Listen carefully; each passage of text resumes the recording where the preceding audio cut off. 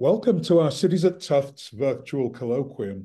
I'm Professor Julian Adgerman, and together with my research assistants, Deandra Boyle and Grant Perry, and our partners Shareable and the Bar Foundation, we organise Cities at Tufts as a cross-disciplinary academic initiative which recognises Tufts University as a leader in urban studies, urban planning and sustainability issues.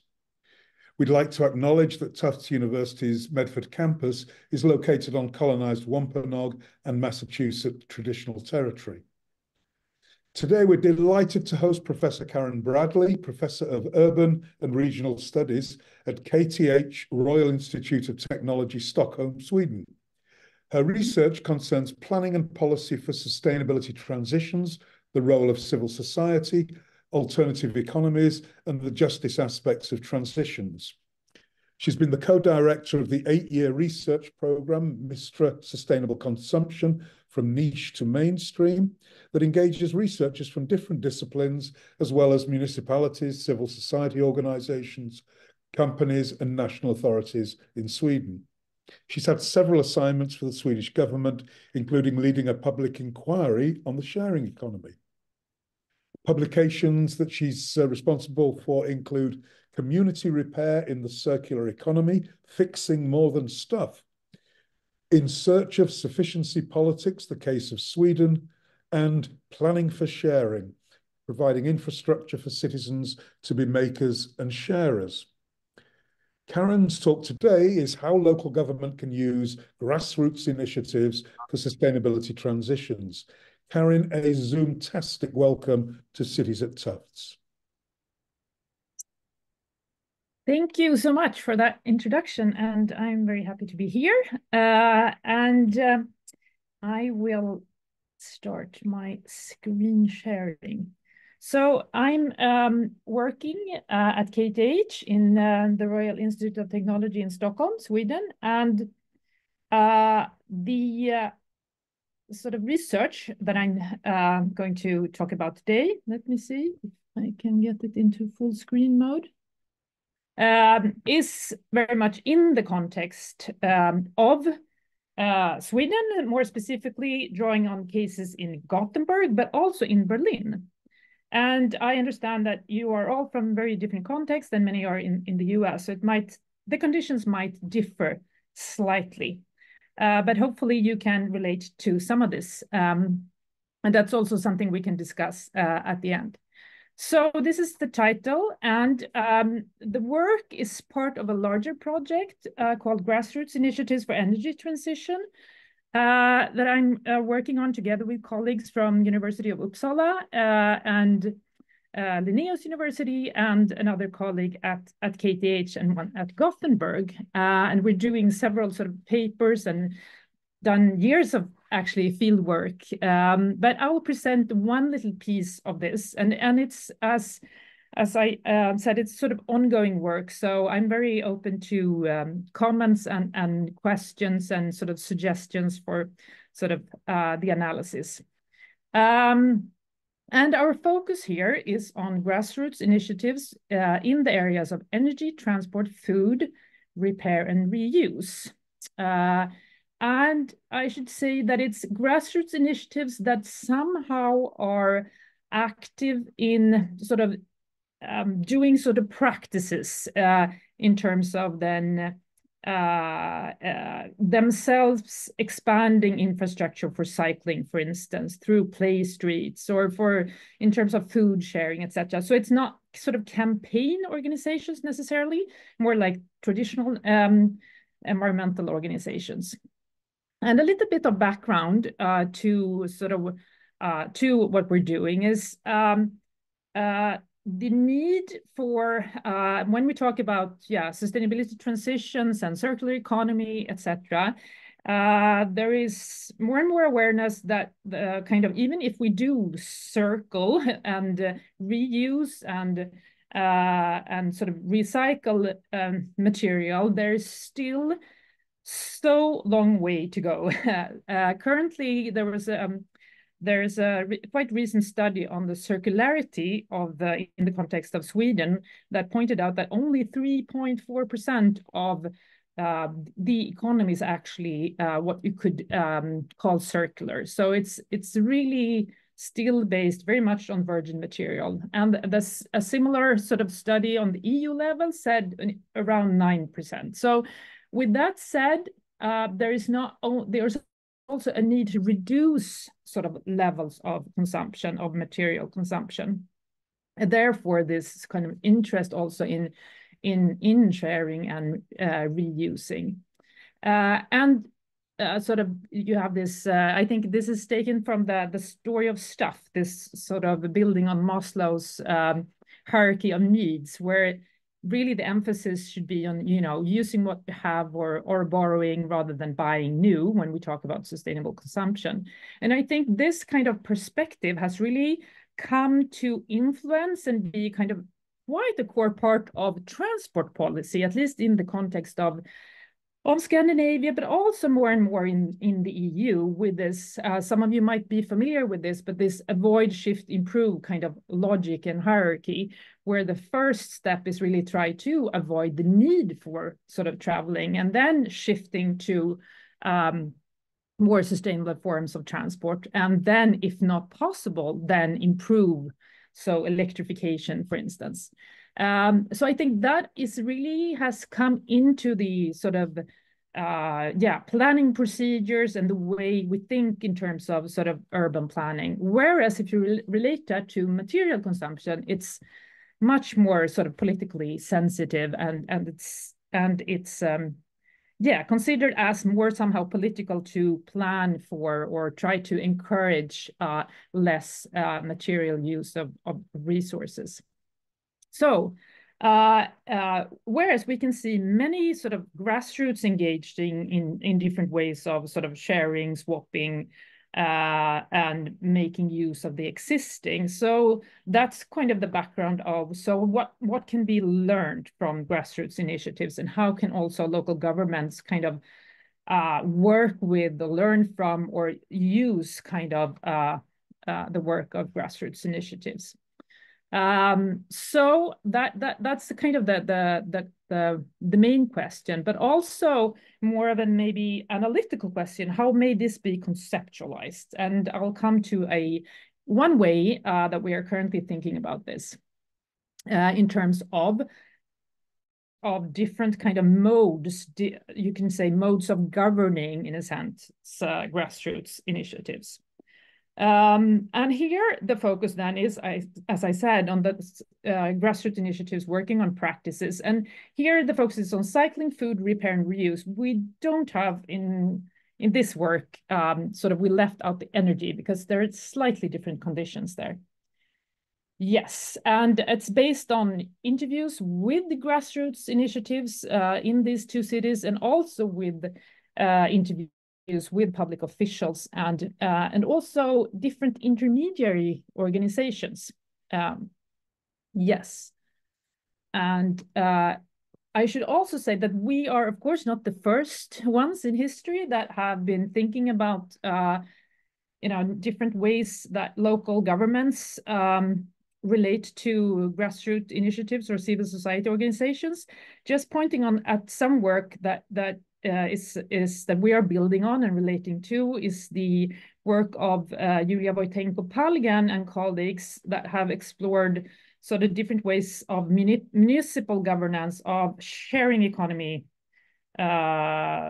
organizations, but they relate not only. Our focus is on grassroots initiatives, and they have a wider frame in terms of sharing economy, also including commercial sharing economy actors. Another one that we have also built or been inspired by is Laforge et al. And they looked at grassroots initiatives in the field of food and how local authorities in different ways relate in terms of they use the concept co-opting, collaborating, containing, and contesting in terms, and how this may affect the scaling of grassroots initiatives. Yes, and then to what we see as kind of modes, what we have seen from our material, is basically these 6 different modes. And I should say this is really from the lenses of the local governments. So this is not so much the lens from the grassroots initiatives, but rather how the local governments see what they can do or not do in terms of sort of working with or building on the work of grassroots initiatives. And these 6 modes, I'll go into each one of them and give a few examples. We see that there is also from kind of overlooking or mainly ignoring the grassroots initiatives to what you can call it like municipal replication, basically where the municipality steps in and takes over the kind of activities of that grassroots initiatives have been organizing. There is also a sort of, this can be analyzed in terms of sort of autonomy, because there's larger kind of autonomy where the grassroots are being sort of overlooked, but at the same time, they don't have as much maybe potential for scaling. Okay, so what do we mean then by these different modes? So overlooking could be examples of food sharing, for instance. Primarily, I would say the food sharing organizations that we have looked or we have studied in Gothenburg could be examples of sort of the municipality kind of ignoring and what they're doing, letting them be, basically letting have their activities and not going there and controlling and saying that, you know, this is not complying with these and these whatever food safety laws, etc. But let them basically do whatever they do. Whereas in the food sharing sort of scene in Berlin, it's been a little bit different, where it was maybe a bit more overlooked in its early phase, but there has been quite a lot of sort of crackdowns on food sharing. And also meaning that those engaged in food sharing are actually then responsible for cases of food poisoning, etc., which has meant that it's become more difficult and less attractive to be engaged, particularly to kind of host these fridges, etc. And I suppose some of you or many of you might be available or familiar with this, but the food sharing organizations we've looked at basically they gather food, leftover food or food from grocery stores, from restaurants, from hotels, etc. And sometimes they have these, they store the food in fridges or freezers that are somehow at different collection points in the city. And then people can come and basically receive the leftover food for free. And this is really, I would say, it gathers people with very different sort of socioeconomic backgrounds and very different kind of rationales also, where some are very kind of into environmental issues or to sort of gift economy of ideological reasons, whereas others are really there for getting, you know, a meal. Yes, and the second mode then, a governance sort of mode, is what we call sanctioning. And this can be in the case, there's one quite well-known community garden in Berlin, Prinzessinnengarten, that was firstly initiated sort of very bottom-up, more or less as a guerrilla garden. Where the first phase would maybe then be kind of overlooking, but later on they were sort of provided with another space, and also now they exist in 2 different locations, but they have been now sanctioned. So basically giving sort of permits that, okay, you can, you know, continue with your operations. And this is a quote sort of illustrating that. So that could be then a second mode. A third that we have looked into and sort of think we have identified is how local governments are adjusting their bureaucracies in relation to grassroots initiatives. And this can be, for instance, in Berlin, the cases of play streets, where these were firstly kind of initiated from local residents that saw a need for having more car-free spaces where kids and others could sort of use the streets, playing and cycling and just, you know, hanging out. So it started as basically a kind of takeover of streets in several different places and temporary sort of events. And then the local sort of government saw that, okay, this really, this fills a need, and decided to somehow support this, but in the sense of making it easy for neighborhoods to kind of file for a play street. So basically organizing a sort of bureaucracy, a template of how this is how you know, transform a car street to a play street. And informing about this possibility, etc. And in the map, you can see how basically from 0, now 100 play streets in Berlin. And I think this is not unique for Berlin. You can see that in many other places in the world as well.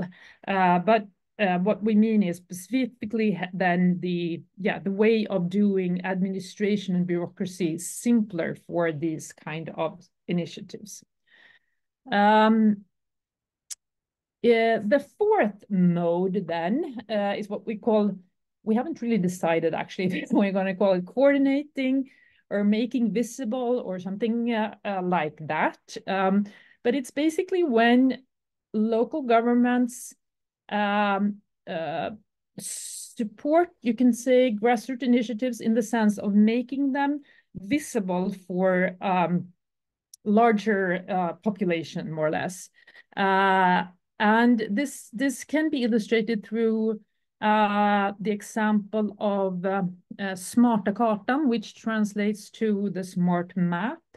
And this was a collaboration between a collaborative economy organization, a sort of, you can say, grassroots initiative in the city of Gothenburg that together decide, or this NGO contacted the city of Gothenburg and asked if they could do this together somehow. So now they've had basically mapped different places in the city where you can share, borrow, swap, etc., rather than buying new. And I know that this also very much relates to the work of a sort of shareable and sort of map jamming work, and really highlighting what's out there, since an identified problem for many sort of grassroots sharing organizations is that there is a tendency of these sort of activities and practices being primarily maybe visible and known for the people engaged, somehow that in sort of certain circles or so. But how do you make them visible for people that are newcomers to the city, that are not into kind of environmental stuff or sharing or living on, you know, in post-capitalist ways or so. So in that sense, this is, making them more accessible. And the interesting thing, I think, also with the smart map is that it was built on kind of an open source platform. So it has been multiplied now and used by several other cities around in Sweden. So, and then it's been a collaboration so that the city has its kind of logo, and this is an official kind of local government information as well. So somehow also, using this in their work to kind of promote more, whatever, sustainable living, etc.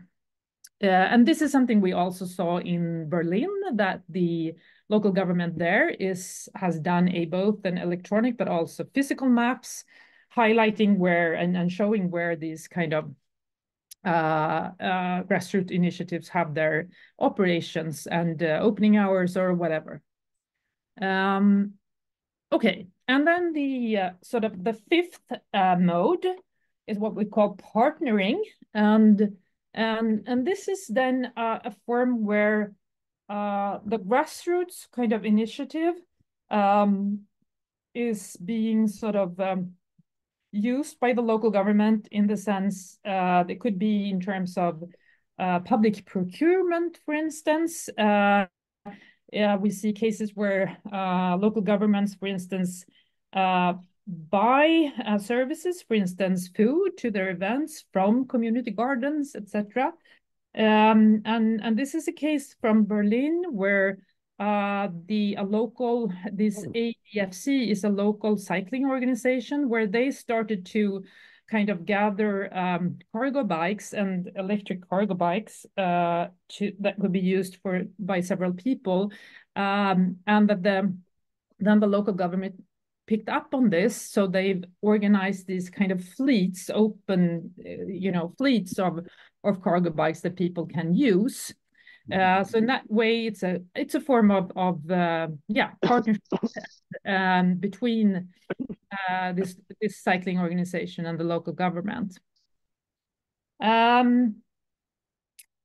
Yes, and then the sixth mode we call municipal replication, and this is sort of instances then where local governments have somehow observed or seen activities that grassroots organizations are doing that they see that there is a need for, or that they think that they could do as well. It's not necessarily taking over sort of grassroots activities, but it could be basically copying. So in one of the cases we've looked at is the so-called fixoteken, which are like DIY repair spaces. So basically, the existence of like repair cafés, for instance, or these open repair workshops that are often run by sort of grassroots groups in different areas. Some of them might be more sort of stable, others can be like pop-up, etc. So basically, the local government and the city had observed this kind of trend, you can say, and basically decided we should do that. We should set up a number of sort of DIY repair spaces where you also have the fixoteken is not only repair, but there are also spaces where you can swap things. So they have like a swap corner where you can leave things you don't need and you can take things. And they also organize workshops and have lots of different types of sort of activities. But it was, it started like a pilot project where they set up in 5 different locations around in Gothenburg, where the municipality was then the owner, the operator, and they had paid staff, municipal staff on these sites, and with fixed like opening hours, etc. And it turned out to be very successful, you can say, very sort of much used in these different areas. But the idea was that somehow should the municipality continue to run these operations, or should they do it together with some other entity, etc. What happened was that after the pilot project, one was turned into being run by a sort of a non-profit, whereas the others were taken over by one of the largest municipal housing companies in Gothenburg. So now that's where the development is taking place. So that's in a sense also the local government, and they are open to anyone, not only the residents in the houses that the municipal housing company owns, but open to everyone. So what you see in that the container, that's one of the sort of outdoor spaces of the Fixotek in an area called Hammarkullen. And it's also they've also become very much appreciated in terms as like social spaces and places that can be used for nighttime for other types of activities like studying, circles, etc. A similar thing we could also see in Berlin was the you can say reuse mall called Noch Mall. So Noch means like enough in German. So it's play with words. That is run by the municipal waste company. So it's really it's a huge place where they have basically it's like secondhand stores. There are lots of reuse stuff, but they also have repair workshops, maker activities, lots of different sort of workshops related to reuse, remake, etc. And that's also now first run as a kind of pilot project, but the idea is that it should be sustained more or less by itself, but again run by the municipality. Yes, and the quote you have there is basically from the city of Gothenburg, how they are sort of illustrating how they're thinking about, you know, what could be their role. Maybe it's operating these spaces. Maybe it's more like paying the rent and having them and working together with others that would come and do kind of activities, but somehow they are experimenting with the kind of the mandate and what can be the kind of the future role of the municipality. Yes, so another example of this municipal replication that is quite striking is this, it's called Fritidsbank. It's basically like a sports library where you can come and use sports equipment for a number of weeks. This is run, it was set up, it was started in a small place in the countryside, actually, in Sweden a few years ago, or no, not a few, but 2013, actually. But now it's multiplied to 130 of these sports libraries. And it started out as a grassroots initiative and in collaboration with a sort of local church. And now 90% of them are run by municipalities. So I think that's also a clear example of the municipality kind of observing this and stepping in and sort of taking over. Yes. Okay, so coming to sort of conclusions and sort of analysis of this. So we can see that in our cases, the cities in city administrations in Gothenburg and Berlin overall, I would say, see grassroots initiatives as assets for kind of spearheading sustainable practices and see that they can somehow use or work with them. But we can also see that there is a kind of a balance, as I said, sort of initially, between supporting or what you might call it, grassroots initiatives in scaling and also restricting their autonomy.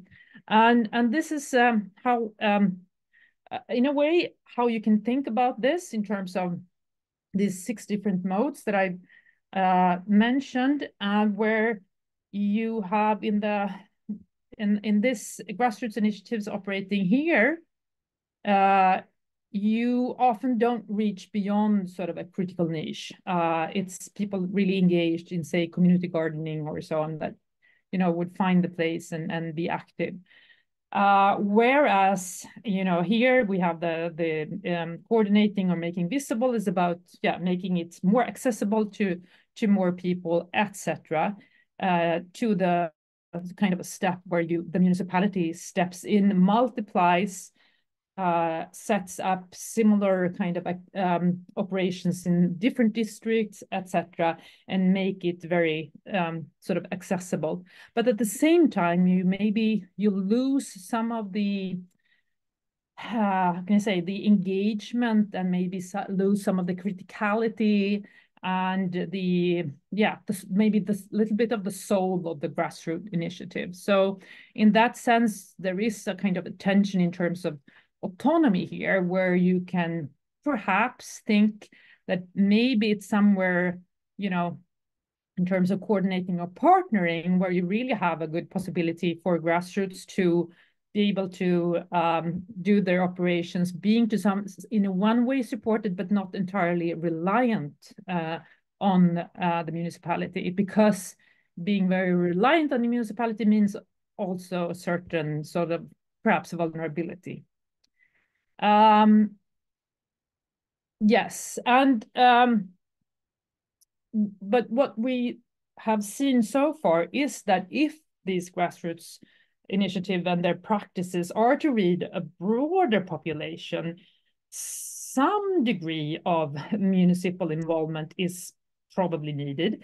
And I think this also is a question too that we could perhaps come back to, because I know there is the context in different sort of cities in the world can be very different, where to what extent you can kind of trust the local government or not, and to what extent you also expect their support, where I think particularly in the context of Sweden and Scandinavia, there is quite long tradition of some form of government support to different NGOs and grassroots initiatives.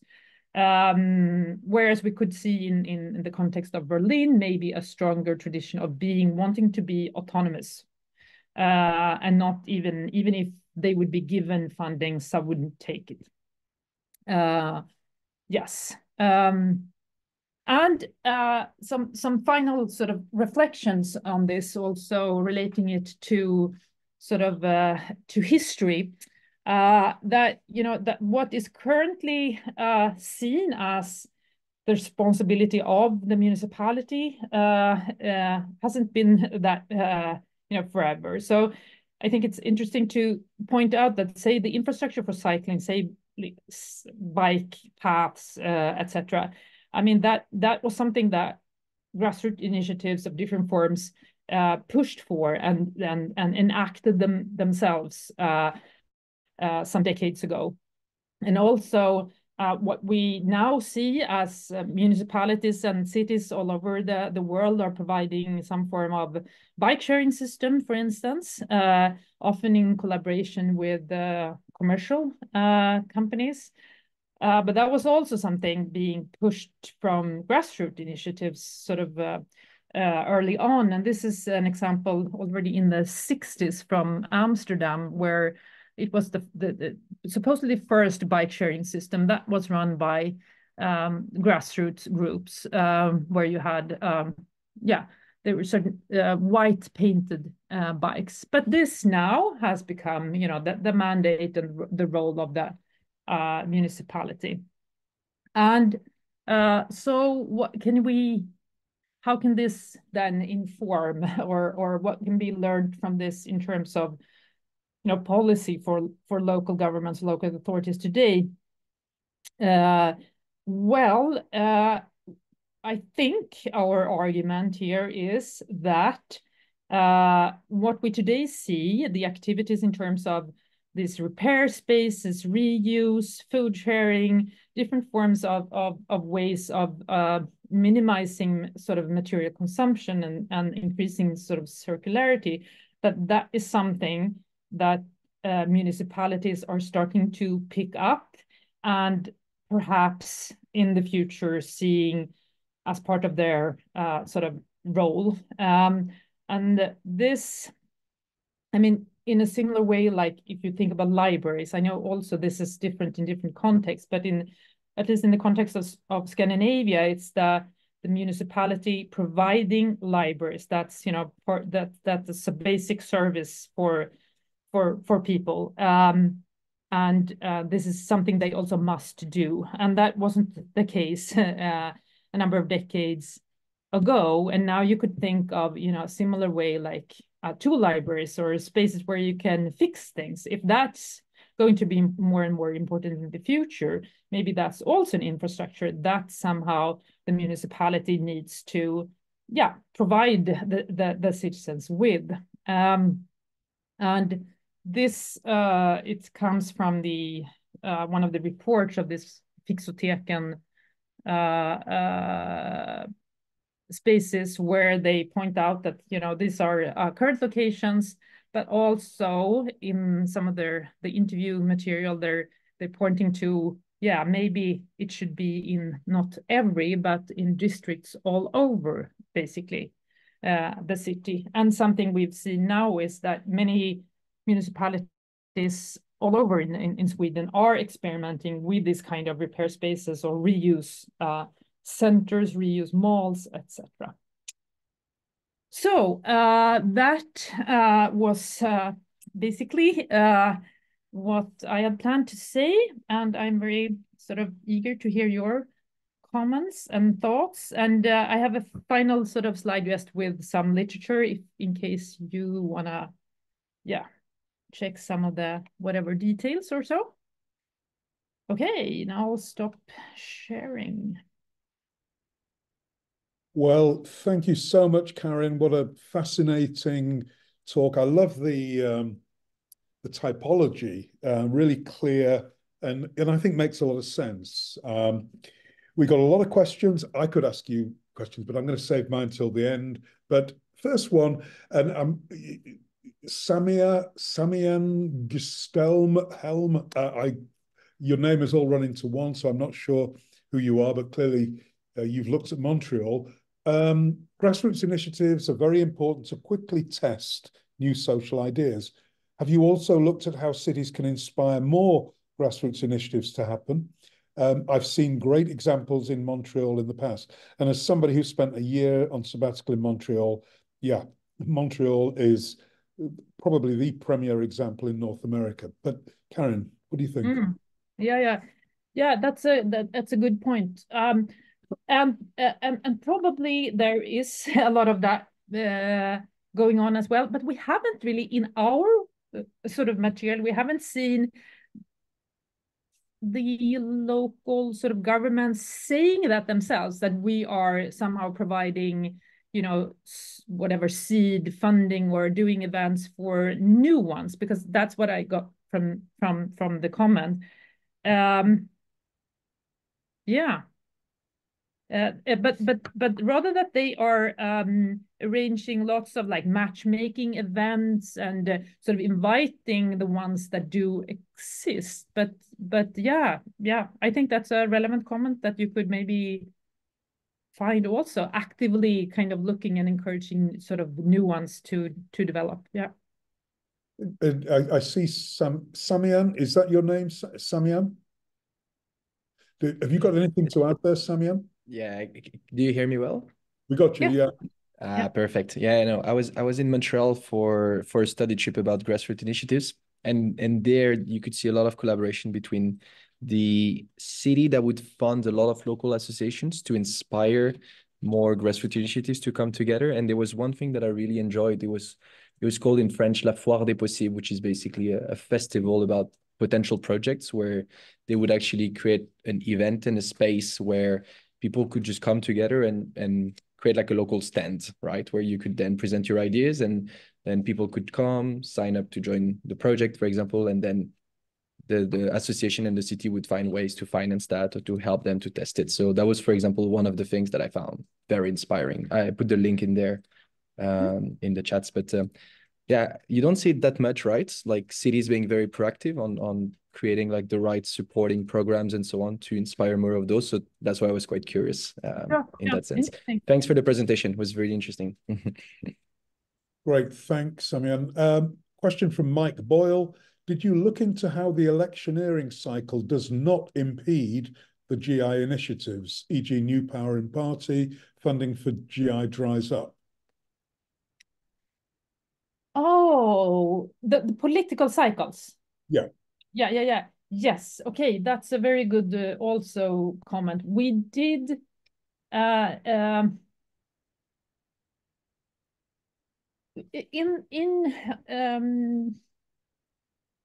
we've seen in Gothenburg, we saw just a little bit of that, and particularly a kind of a fear of that, and maybe didn't have so much to do with the sort of shift in politics, but rather shift in sort of guidelines from one of the big supporting organizations that in turn get their funding from the state that had changed their requirements. So suddenly, operations like the bike kitchen, etc., that had received a lot of funding and support couldn't get any because they didn't fit the requirements anymore. So in that sense, they felt that okay, it would have been better if we weren't even relying on that support. So yes. Whereas in Berlin, we didn't encounter that, but I think it's definitely something that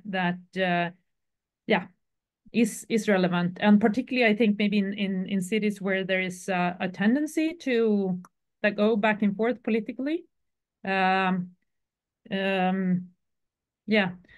made in previous sort of research, I've looked at the city of Malmö, that has had a very stable sort of political structure for years and years, and they pointed to that fact as really one of their success factors, that they know that they can, also the public servants know that they can trust that okay, this way of working will be able to continue, that it won't change every in our case every sort of fourth year. Yeah. Great. There's a question from Alex, and Alex is saying, what implications, there's so many questions coming in, my chat is just jumping. What implications does your research have for those of us operating GIs? Yes. That's a good question. That's actually, we're working on another paper, part of this project as well, where we look at more of, from the grassroots perspective. So what kind of strategies are relevant to use depending on what kind of goals you have also. To what extent do you want to sort of spread your practice by numbers, or to what extent do you want to spread it by, say, ideology or by thought, and trying to pinpoint at, what could then be relevant strategies. But trying yet to say something simple, what we could see, I think, was that the grassroots initiatives that somehow managed to balance maybe a critical or maybe tone in their practice, but still being open and visible and welcoming and not okay, let me say like this. There were certain grassroots initiatives that were in a little bit like locations that were difficult to find, that really people felt like, okay, I really need to be of this kind of political orientation, ideological this way, dressed like that, in order to dare to even go in here. That was often a bit of a problem if you wanted some kind of more like, being on that government map or receiving some kind of funding. It doesn't mean that you have to be entirely like mainstream, but somehow trying to actively open up for broader groups than the ones already engaged. I think that was something we saw, that those had easier to somehow, get more stable operations. Yeah. Right. Inga Treitler, perhaps she's from Berlin. She asks, can you remind us in what time period you were conducting your research in Berlin? Yes, so we were there during the pandemic to some extent, and also just after that. So 2020, or was it 2021? Yeah. Okay. Karen O'Donoghue asks, what quality and amount of data do GIs need to collect as evidence to share, it's jumped again, to share with local stakeholders for additional and sustainable resources that will enable the activity to scale? Sorry, I didn't really get the beginning of that. So could you say? Is Karen, are you in the room still? Do you want to ask Karen your question? Thank you, Julian. Hello, Karen, and everybody else. Hi. So I work with an organization called ChangeX, whereby we bring proven innovations from all over the world to local communities and then give them the option to self-identify which one they want to replicate, and we provide the funding and the resources for them to do it. And one of the things that our platform allows both the grassroots initiative as well as the innovator behind it, so be it the repair cafe originator plus the scaled repair cafes, is to collect data in terms of how many beneficiaries, what the impact was, changes in knowledge, attitudes, behaviors, all the user-generated content, etc. And so both groups have found that very helpful, either for their own funding proposals or to make the argument to a local municipality or whatnot to say, this isn't just something that should be bolted on, it's something that should be built in to the area's planning. But not everybody, not every community activist or community leader or community group is skilled in the area of data collection or data reporting or whatnot. So I'm just wondering, and we work with communities all over the world, South America, Europe, North America, soon to be Australia, Japan, all over. So they're quite different. But broadly speaking, what quality of data do you feel the stakeholders require in order to listen to what the GIs need to say? Yeah. Okay, I see your point. Yes.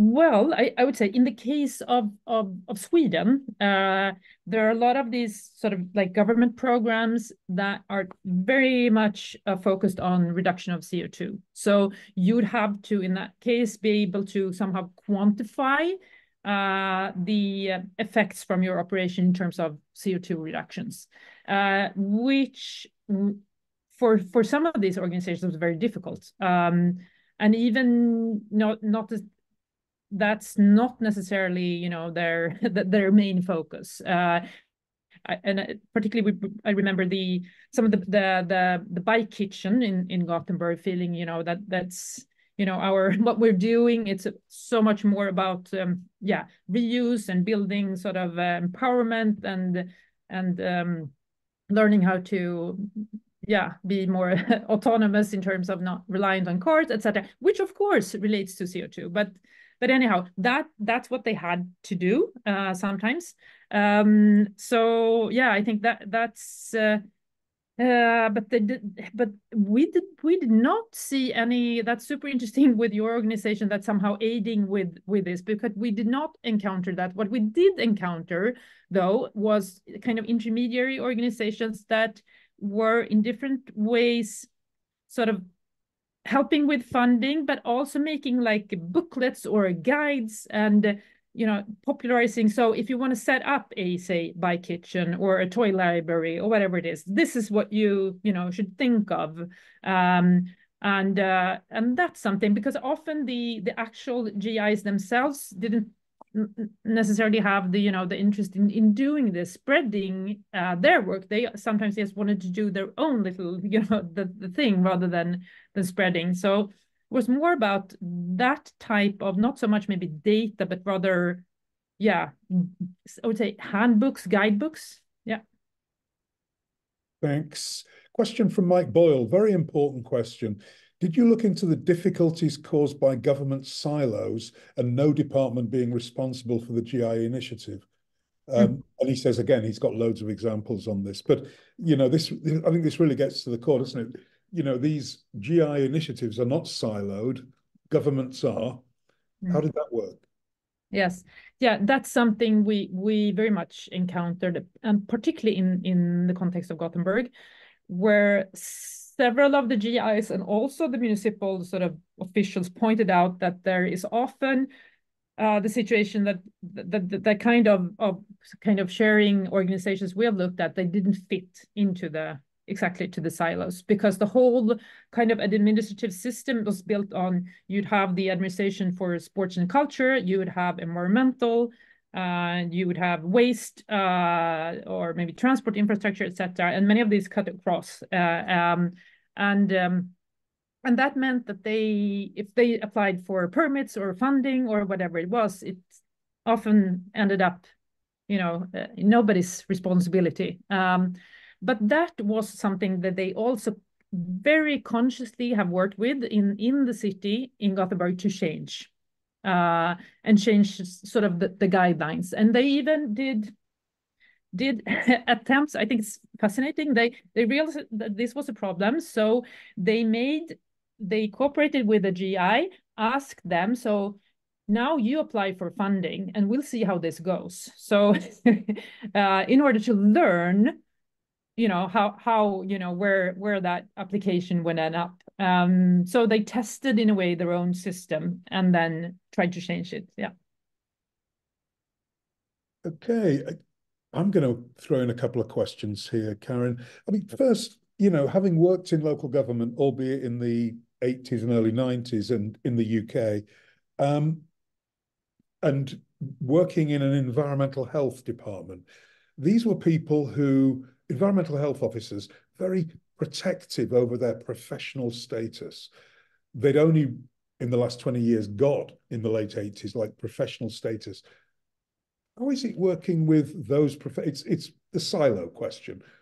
These people who can't get out of their box. I mean, did you have any experience of those people? It seems the quotes that you gave us from the civil servant in Gothenburg, that person got it. That person understood. But I could see a lot of people who might be supportive, but feel this is totally outside of my skill set. Yeah. Yes. Well, I would say that's maybe to some extent specific for the local authorities we've studied. Gothenburg really has a quite strong tradition of civil society sort of organization and grassroots movements, and almost, I think, all of the public officials we interviewed were very interested and trying to develop how they could support this kind of initiatives in different ways. And also many of them had some kind of, there's maybe sustainability strategist or something like that, which is, I think, not so maybe, a role that entails that you can do quite a lot of different things. And they are kind of creating their own roles quite a lot. And also, I should say that it's also, it should be noted that previously, some years ago, there was the head of the environmental administration in the city of Gothenburg consciously had as a strategy to employ activists and make so, which you can discuss in different ways, but actually sort of get people that are active in the grassroots scene to work for the local government. So many of these actually knew each other or had worked, some of the municipal officials had worked in grassroots organizations before or knew several people there. So it was really, intertwined. Yeah. In Berlin, it wasn't really the same way what we could see, but not, what you're describing, this is my role and I don't get what this is. We didn't really see that, but I guess for sure that exists, but maybe not the ones we encountered. Yeah. Now, you mentioned a word way back in the beginning of your presentation. That word is trust. You enjoy in Sweden and in Germany and quite a lot of other nations in Europe a reasonably high level of trust in government. We don't enjoy that in the United States. I think I read somewhere that levels of trust in government in the US are some of the lowest in the industrialized world. Do you have any suggestions? How do we work on these generative projects in a state of mistrust or distrust? Oh, yeah. Yes, that's a challenging, I think, question, because I think what you point at that I think our whole kind of analysis is basically in the context that there is quite a lot of trust between GIs and sort of local governments. Yes. So how do you do that? Well, I mean, it's a really good. I don't expect an answer. Yeah. I mean, it's but it is a real problem, and I'm sure many, many, many people in this room and others that will see the video will be asking that question. Yes, yes, yes. But what we could see, those that did not so much, maybe not trust, or did not, their ideas did not align maybe with the sort of local governments, they would try to pursue strategies where they were not dependent on any type of funding from the local government or any premises or anything like that, or not even handling any money. That was something, a strategy we could observe. They would prefer having very small scale activities and be autonomous, but maybe then not having so much impact, but still being more, in a way, small scale, but resilient. Yeah.